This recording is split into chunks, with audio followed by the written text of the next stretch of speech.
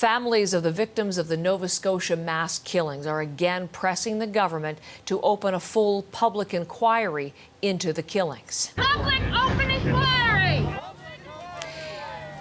A protest in Bridgewater yesterday, also one in Halifax, saw family members and supporters demanding answers.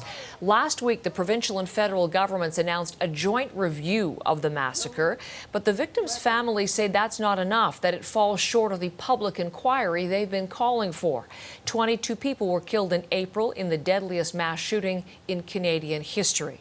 This morning, we are learning details from newly unsealed court documents.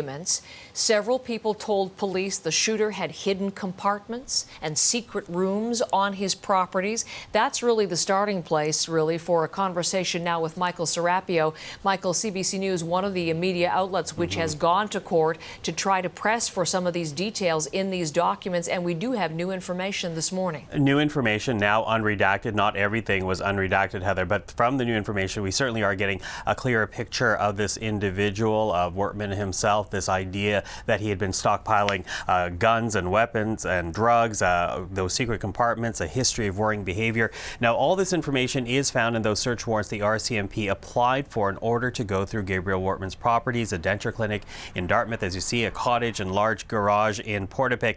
And the information based on interviews from witnesses formed the reasons for their search warrants, the warrants applied for by the police after Wortman killed 22 people.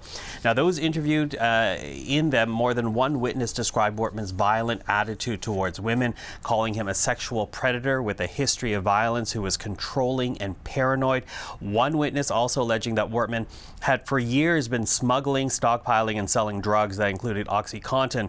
And more than one witness talked about secret hiding places like false walls and floors on Wortman's properties where he would hide drugs and weapons. Now, none of this has been tested in court, but what's been unredacted so far, as I said, does paint a picture that we never had before of the gunman, the man who terrorized Nova Scotia for some 13 hours back in mid-April, Heather. Michael, I'm thinking back to some of the key questions we had at that time, that fake cruiser that was involved, the RCMP uniform the shooter had.